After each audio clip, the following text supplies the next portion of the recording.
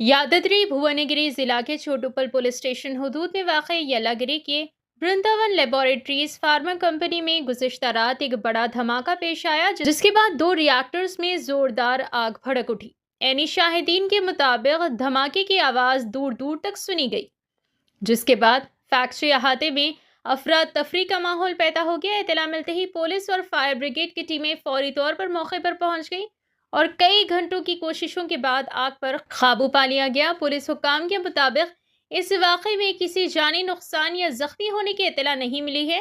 इब्तदाई जांच के मुताबिक धमाका फैक्ट्री के दो रिएक्टर्स में पेश आया, ताहम हादसे की असल वजूहात जानने के लिए तफ्तीश जारी है। मज़ीद तफसीलात का इंतज़ार है।